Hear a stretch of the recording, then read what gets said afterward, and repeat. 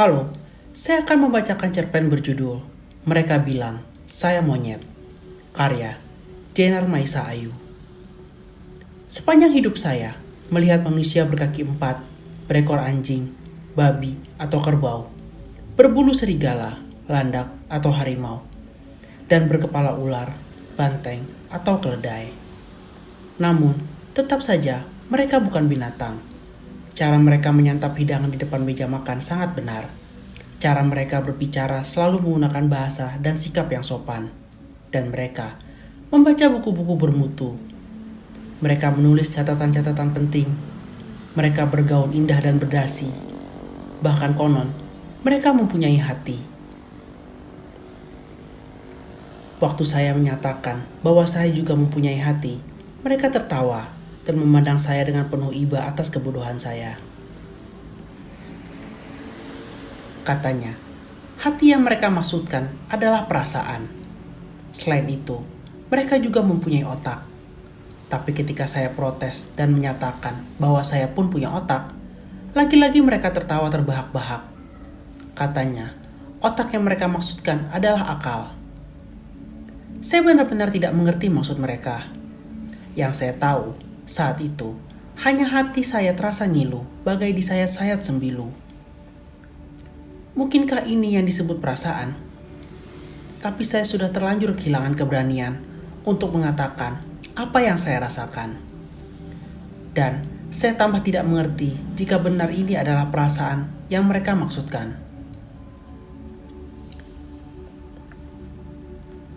Lalu mengapa mereka bisa menertawakan saya tanpa mempedulikan perasaan saya sama sekali? Pada saat otak saya dipenuhi pertanyaan ini, saya pun berpikir, apakah ini yang mereka maksudkan dengan akal? Lalu, mengapa akal mereka tidak sampai pada pikiran bahwa saya tidak senang dijadikan bahan tertawaan? Saya meninggalkan mereka diam-diam. Suara tawa mereka makin lama makin menghilang seiring dengan bertambah jauh kaki saya melangkah. Saya tahu, saya tidak perlu pergi dengan cara diam-diam. Kepergian saya toh tidak akan mengundang perhatian. Tapi mungkin, itulah cara saya untuk menghibur diri sendiri dari keterasingan. Tanpa saya sadari, kaki saya sudah mengantarkan saya sampai di depan pintu kamar mandi. Kamar mandi itu terkunci dari dalam. Maka saya menunggu sambil berdiri di depan sebuah cermin besar. Saya memperhatikan bayangan diri saya di dalam cermin dengan cermat. Saya berkaki dua, berkepala manusia, tapi menurut mereka, saya adalah seekor binatang. Kata mereka, saya adalah seekor monyet. Waktu mereka mengatakan itu kepada saya sangat gembira. Saya katakan, jika saya seekor monyet, maka saya satu-satunya binatang yang paling mendekati manusia. Berarti, derajat saya berada di atas mereka. Tapi mereka bersikeras bahwa mereka manusia, bukan binatang, karena mereka punya akal dan perasaan. Dan saya hanyalah seekor binatang, hanya seekor monyet. Kebutuhan saya untuk buang air kecil semakin mendesak. Pintu kamar mandi masih terkunci. Saya mengetuk pintu pelan-pelan. Tidak ada jawaban dari dalam. Tidak ada suara air. Tidak ada suara mengedan. Saya menempelkan telinga saya di mulut pintu. Saya mendengar desahan tertahan. Saya kembali mengetuk pintu. Desahan itu berangsur diam. Saya mengintip lewat lubang kunci bersamaan dengan pintu dibuka dari dalam. Sepasang laki-laki dan perempuan keluar dari dalam kamar mandi. Yang laki-laki lantang memaki. Dasar binatang, dasar monyet, gak punya otak ngintip-ngintip orang. Seharusnya saya menghajar laki-laki berkepala buaya dan berekor kalajengking itu. Tapi saya memang tidak cepat bereaksi jika diserang tanpa ada persiapan. Atau mungkin, saya memang tidak akan pernah mampu melawan walaupun sudah tahu akan diserang. Saya sudah terbiasa menelan rongsokan tanpa dikunyah lebih dulu. Saya sudah terbiasa kalah dan menelan kepahitan. Karena itu, saya hanya terlongong-longong sambil menyaksikan mereka berdua berlalu. Mereka masih duduk mengelilingi 3 meja bundar. Saya menghampiri dan duduk di kursi paling ujung. Kursi yang saya duduki sebelum saya pergi ke kamar mandi sudah terisi. Seperti biasa, Mereka tidak terlalu peduli akan kehadiran saya. Laki-laki berkepala buaya dan berekor kalajengking duduk tepat di seberang saya. Perempuan yang tadi bersamanya di dalam kamar mandi duduk agak jauh dan sedang menyenderkan kepala ularnya di atas dada laki-laki berkepala buaya yang lain. Saya menggeleng-gelengkan kepala tanpa sengaja. Laki-laki berkepala buaya dan berekor kalajengking menyeringai sambil mengedipkan mata ke arah saya. Sungguh, kali ini saya merasa benar-benar ingin menghajarnya. Malam semakin larut. Botol-botol bir kosong dan gelas-gelas yang setengah terisi memadati meja. Ketika mereka berbicara, suara mereka setengah berteriak seperti hendak mengalahkan suara penyanyi dengan keyboardnya. Namun, sikap duduk mereka masih sama seperti ketika pertama kali mereka datang ke kafe ini. Hanya rona wajah mereka saja yang mulai memerah. Yang berkepala gajah, wajah abu-abunya berubah jadi merah. Yang berkepala harimau, wajah warna coklatnya berubah merah. Yang berkepala serigala, wajah warna hitamnya berubah merah. Meja kami dikelilingi wajah-wajah berwarna merah dan mata yang mulai sayu. Tawa mereka mulai lepas, tapi sikap mereka tetap pada batas-batas kewajaran. Apakah itu yang mereka namakan akal dan perasaan? Saya mulai jengah. Saya mulai mengangkat kaki saya ke atas meja. Kepala saya menghentak-hentak keras mengikuti irama lagu. Si kepala gajah menghentakkan belalainya ke pipi saya dengan keras. Saya menatapnya sejenak, lalu kembali asik dengan diri saya sendiri. Si kepala serigala menendang kaki saya di bawah meja, hingga saya menjerit kesakitan. Secara bersamaan, yang lainnya melotot ke arah saya. Saya tetap tidak peduli. Saya malah beranjak dari kursi lalu menuju ke panggung, dan merampas mic dari tangan penyanyi. Saya mengisyaratkan pemain keyboard untuk memainkan La Bamba. Dengan terpaksa, pemain keyboard mengikuti permintaan saya. Saya mulai berjingkrak-jingkrak mengikuti irama musik dan suara saya yang terdengar tidak merdu. Saya berputar ke kiri, berputar ke kanan, bergerak maju, bergerak ke belakang, bertepuk tangan, berteriak kencang. Duduk di atas pangkuan pemain keyboard dan semua yang ada di kafe itu bersorak-sorai dan bertepuk tangan. Saya menyanyikan beberapa lagu lagi hingga puas dan kelelahan. Akhirnya, saya kembali ke meja dan menenggak satu gelas bir besar dalam satu kali tegukan. Semua yang berada di meja itu tambah mengacuhkan saya. Saya tahu, mereka yang mengaku berperasaan itu mungkin sedang diserang perasaan yang mereka namakan malu. Atau akal mereka kah yang sedang memerintah hati untuk membohongi perasaannya sendiri.